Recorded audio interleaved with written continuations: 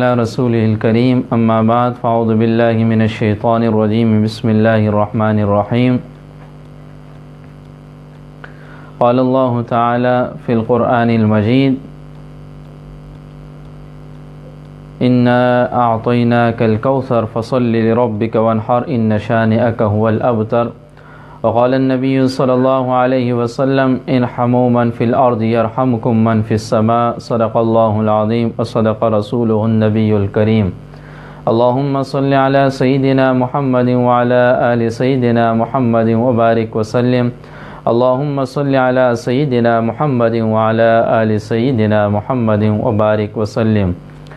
موضوع پر بات کرنے سے پہلے حمد باری تعالیٰ کے چند اشعار اور اس کے بعد انشاءاللہ اس موضوع پر بات ہوگی حاجت مندوں کی مدد کرنا۔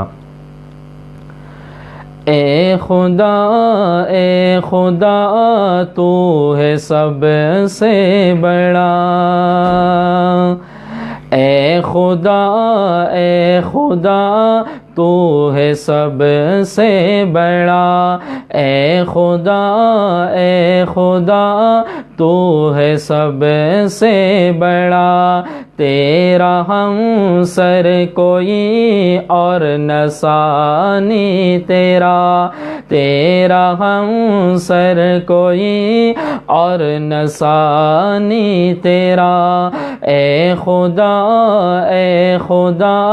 تو ہے سب سے بڑا، تیرا ہم سر کوئی اور نہ ثانی تیرا۔ تو نے کیا کچھ نہ دنیا میں ہم کو دیا، ساری امت پہ تیرا ہے سایہ ہوا، تو نے کیا کچھ نہ دنیا میں ہم کو دیا، ساری امت پہ تیرا ہے سایہ ہوا، یہ بڑا فضل ہے ہم پہ اے کبریا، کس طرح ہم کریں تیرا شکر ادا، اے خدا تو ہے سب سے بڑا، اے خدا تو ہے سب سے بڑا، تیرا ہم سر کوئی اور نہ ثانی تیرا، اے خدا تو ہے سب سے بڑا۔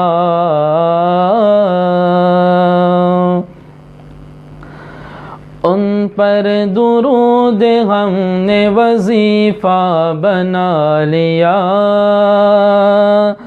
ان پر درود ہم نے وظیفہ بنا لیا، ان پر درود ہم نے وظیفہ بنا لیا، یہ کام زندگی کا سلیقہ بنا لیا، یہ کام زندگی کا سلیقہ بنا لیا، ان پر درود ہم نے وظیفہ بنا لیا،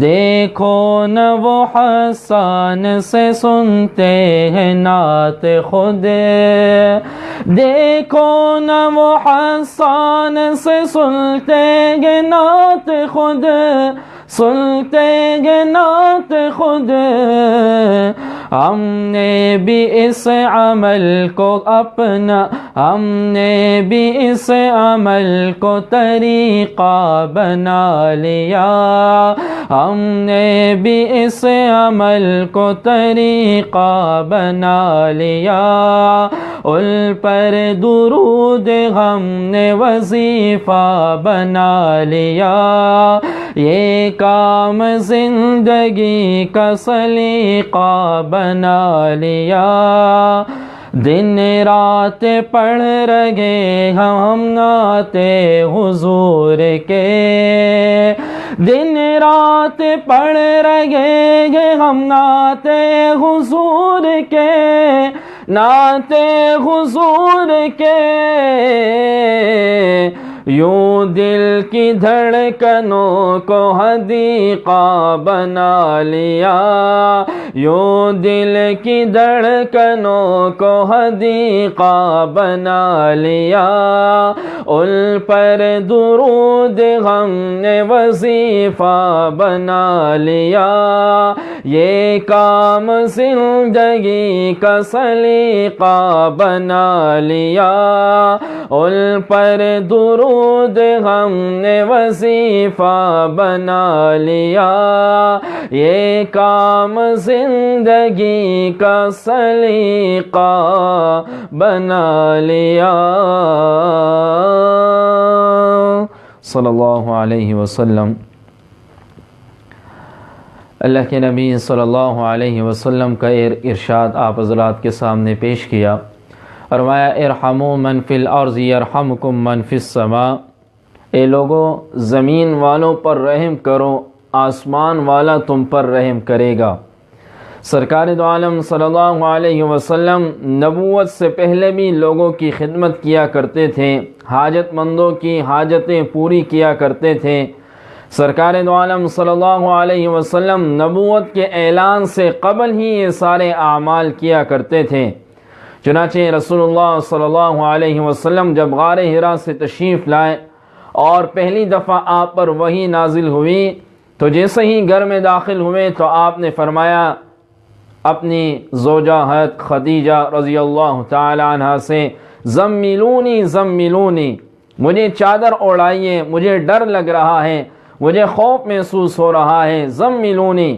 تو سیدنا خدیجہ رضی اللہ تعالی عنہ نے اس وقت جو جملے کہے وہ آج تک یہ جملے محفوظ ہیں اور مانے لگی انک لتصل الرحم واللہ ما یخزیک اللہ ابدا، اللہ کی قسم اللہ آپ کو کبھی رسوا نہیں کرے گا، انک لتصل الرحم، آپ تو رشتہ داری جوڑتے ہیں، وتحمل الکل، آپ تو بے سہاروں کا بوجھ اٹھاتے ہیں، وتکسب المعدوم، آپ تو جس کے پاس نہیں ہوتا اسے کما کر دیتے ہیں، وتقرئ الضیف، آپ مہمان نوازی کرتے ہیں، وتعین علی نوائب الحق، آپ حقداروں کو ان کا حق دلاتے ہیں، اللہ کی قسم اللہ آپ کو کبھی رسوا نہیں کرے گا۔ تو یہ جملے اس وقت سے حضرت سیدنا خدیجہ رضی اللہ تعالی عنہ نے سرکار دو عالم صلی اللہ علیہ وسلم کے سامنے کہیں، اور نبی علیہ السلام نے ارشاد فرمایا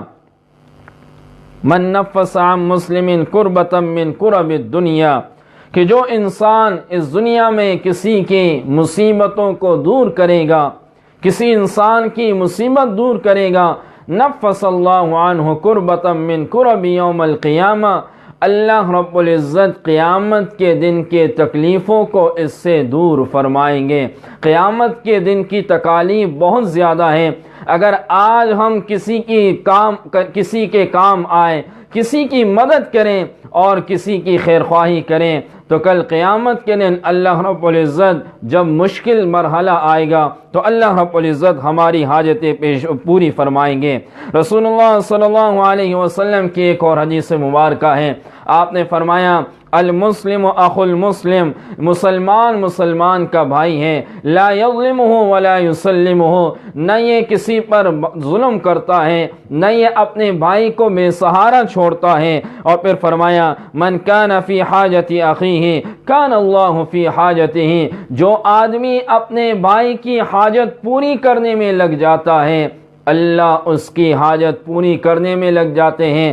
ومن فرج عن مسلم کربۃ فرج اللہ عنہ کربۃ من کربات یوم القیامہ، آپ نے فرمایا کہ جو انسان کسی کی تکالیف دور فرمائے گا اللہ قیامت کے دن کی مصیبتوں کو اس سے دور فرمائے گا۔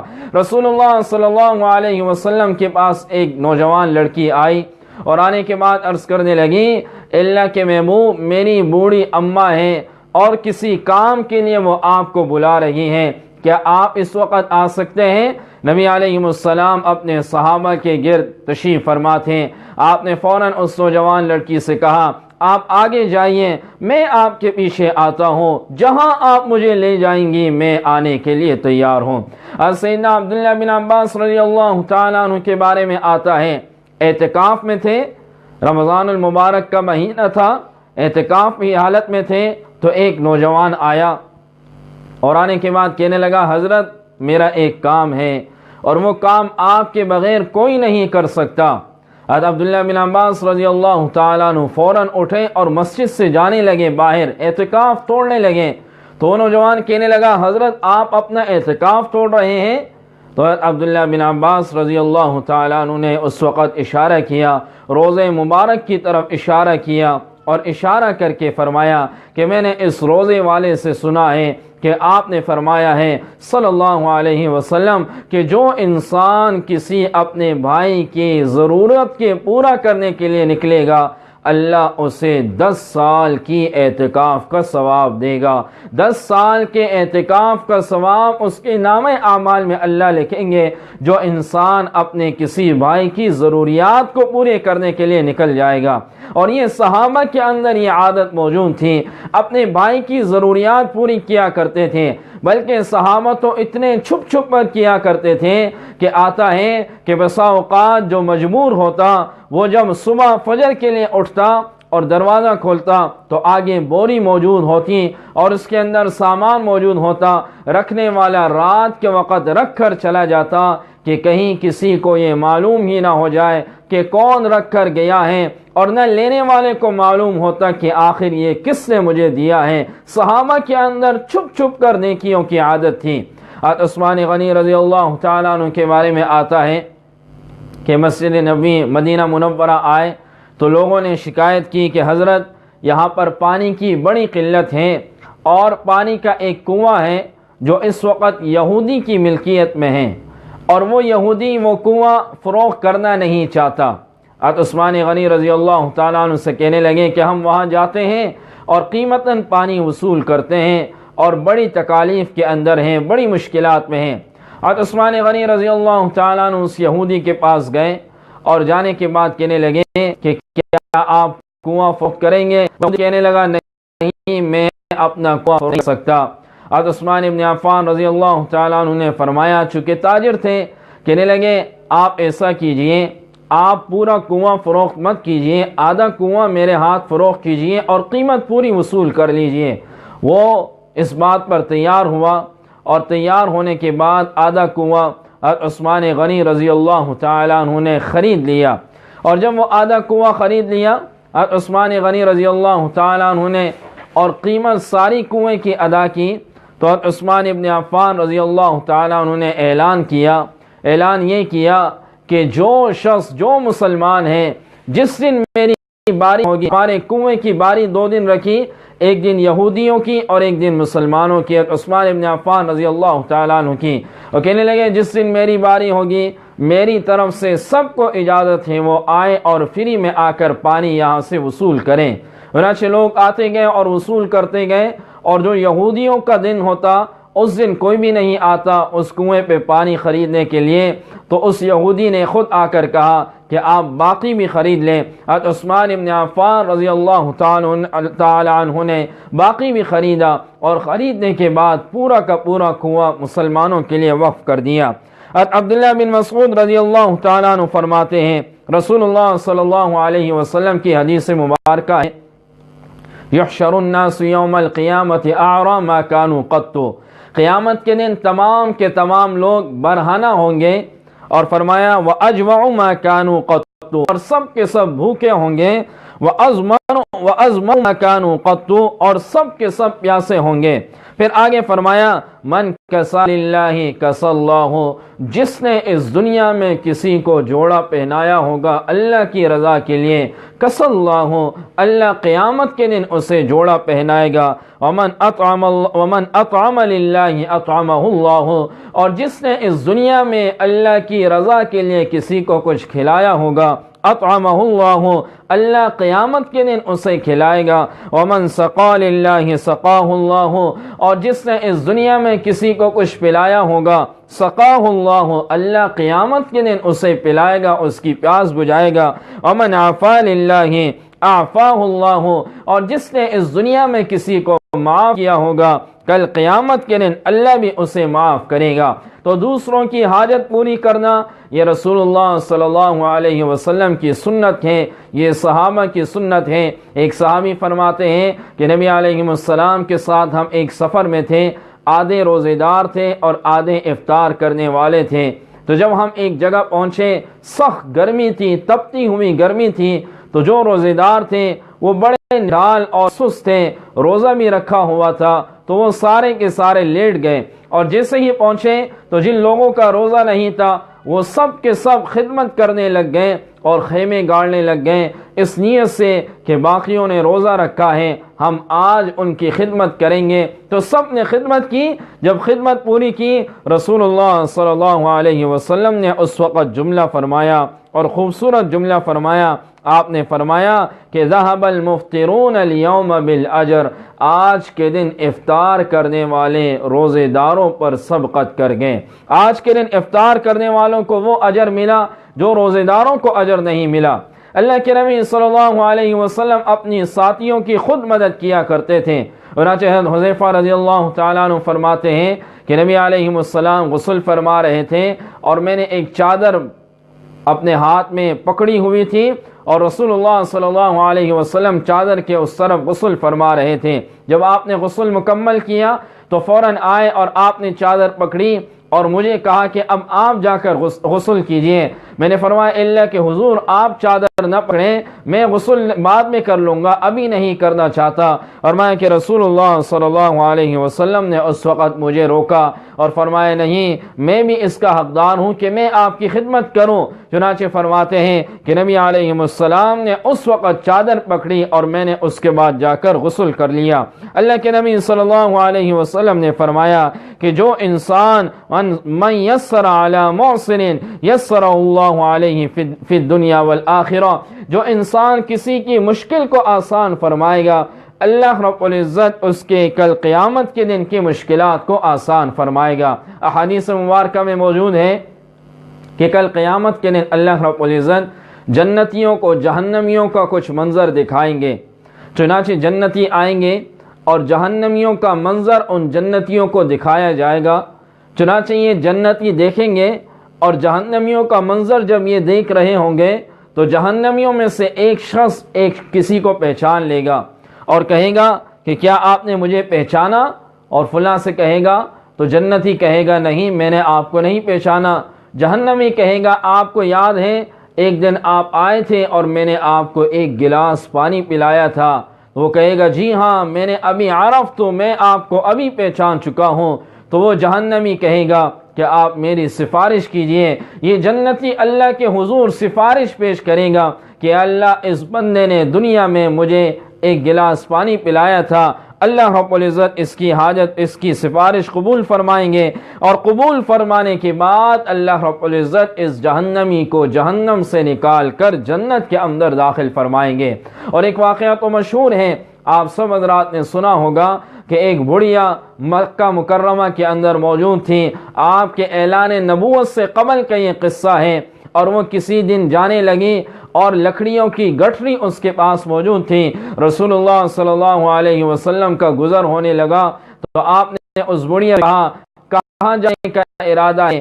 کہنے لگی میں نے کہیں جانا ہے، آپ اگر لکڑیوں کا گٹھا اڑا لیں۔ نبی علیہ السلام نے وہ گٹھری اڑائی اور جاتے جاتے وہ بڑھیا راستے میں کہنے لگی میں اس لیے جا رہی ہوں کہ یقیناً اب اس مکہ مکرمہ میں فساد ہونے والا ہے، یہاں ایک نوجوان آیا ہے، بنو ہاشم سے ہے، اور وہ اس طرح کا دعویٰ کرتا ہے اور وہ ان لوگوں کے درمیان فساد برپا کرے گا، اس کا نام محمد ہے، آپ اس سے دور رہنا، اس کے قریب مت جانا۔ یہ بڑھیا اس نوجوان کو، نبی علیہ السلام کو یہ پیغام دے رہی ہے۔ جب ایک مقام پہ پہنچے تو پہنچنے کے بعد اس بڑھیا نے کہا میں آپ کو معاوضہ دوں۔ نبی علیہ السلام نے معاوضہ لینے سے منع فرمایا، اور منع فرمانے کے بعد وہ بڑھیا کہنے لگی اپنا نام تو بتا کے جائیے۔ اللہ کے نبی صلی اللہ علیہ وسلم نے فرمایا اب جس کی آپ بات کر رہی تھی وہ میں خود محمد ہی ہوں۔ تو یہ بڑھیا نبی علیہ السلام کے اس خدمت کے جذبے سے مسلمان ہوئی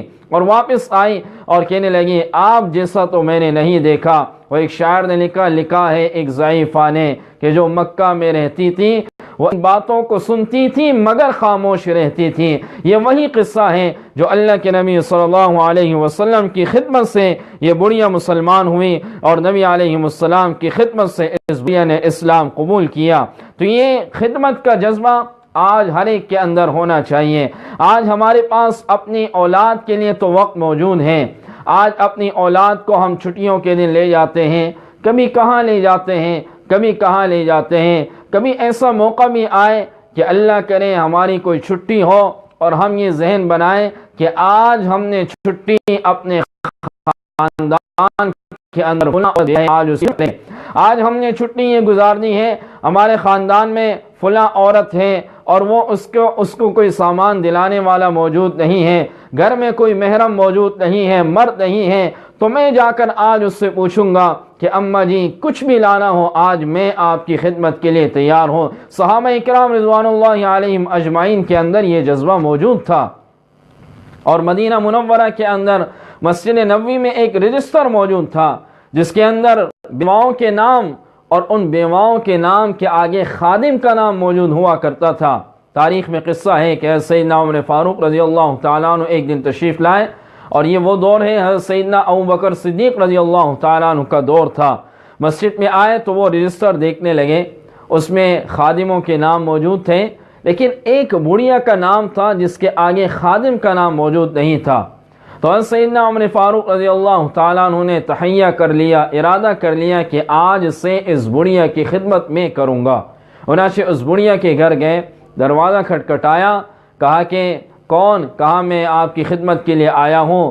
بڑھیا نے اندر سے آواز دی کہ خدمت کرنے والا تو خدمت کر کے چلا گیا ہے۔ کہنے لگے عمر فاروق رضی اللہ تعالیٰ عنہ کون ہے؟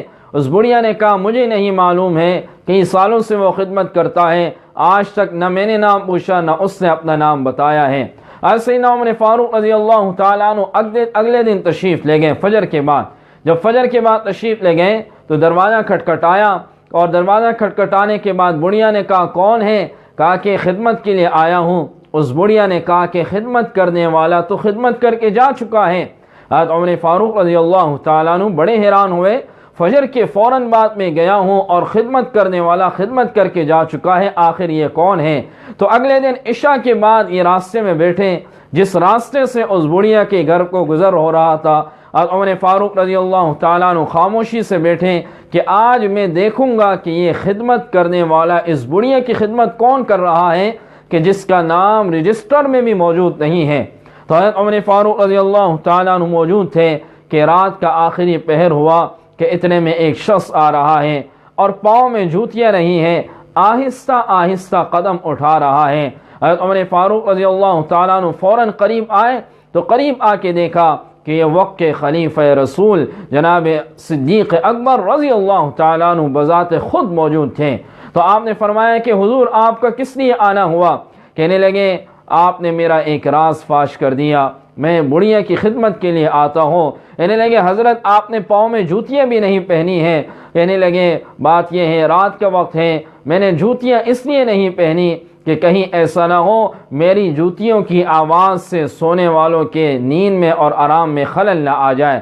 تو یہ وہ وقت تھا کہ امیر المؤمنین خلیفہ رسول خود خدمت کر رہا ہے لیکن نام موجود نہیں ہے کہ اس کی خدمت کس نے کی ہے اور کس نے اس کی خدمت کی ہے۔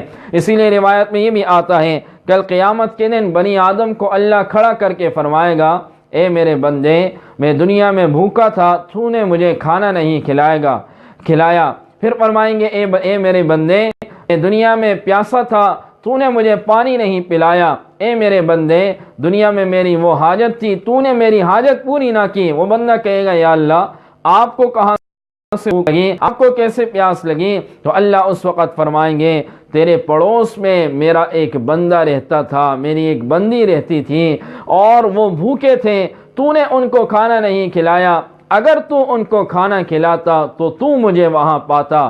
تیرے پڑوس میں تیرا فلاں بندہ میرا فلاں بندہ پیاسا تھا، اگر تو ان کو کچھ پلاتا تو تو مجھے وہاں پاتا، تیرے پڑوس میں فلاں بندہ تھا اور وہ اس کی ضروریات تھیں، اس کی حاجات تھیں، اگر تو ان کی حاجات پوری کرتا تو مجھے وہاں پاتا۔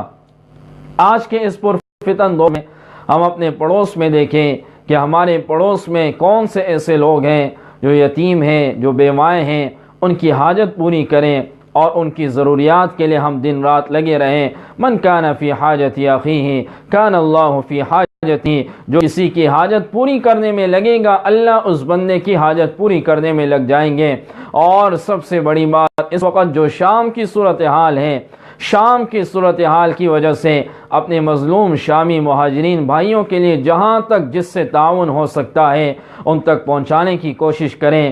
رسول اللہ صلی اللہ علیہ وسلم نے فرمایا مسلمانوں کی مثال جسم واحد کی طرح ہے، اگر جسم کے کسی عضو میں تکلیف ہوتی ہے تو پورا جسم دھکتا ہے۔ اگر مسلمان کہیں بھی ہو، اگر انہیں کہیں بھی تکلیف ہو رہی ہے، انہیں مصیبت میں مبتلا ہے اور ان پر آزمائش آئی ہوئی ہے تو ہم پر بھی کل آ سکتی ہے۔ ہمارے دلوں میں بھی یہ ایک درد محسوس ہونا چاہیے کہ ہمارے فلاں بھائی وہ اس وقت مجبوری کے عالم میں ہیں، ان کے لیے جہاں دعائیں کریں وہاں دعاؤں کے ساتھ ساتھ یہاں سے کچھ بھیجنے کا بھی اہتمام کریں۔ جو بھی آپ کے بااثر قریبی ذرائع ہوں ان کو بھی یاد رکھیں، اور اس کے علاوہ اپنے قریبی دوست احباب میں دیکھیں کہ جو مجبور ہیں، کہ جن کے پاس کچھ نہیں ہے۔ اپنے رشتہ داروں میں دیکھیں، آپ کے رشتہ داروں میں کتنی عورتیں ایسی ہوں گی جو بیوائیں ہوں گی، ان کے لیے ان کی مدد کریں۔ اللہ کے نبی صلی اللہ علیہ وسلم کا یہی پیغام تھا اور صحابہ نے بھی اس پر عمل کیا۔ اللہ رب العزت سے دعا ہے کہ اللہ رب العزت عمل کرنے کی توفیق عطا فرمائے۔ وآخر دعوانا ان الحمد للہ رب العالمین۔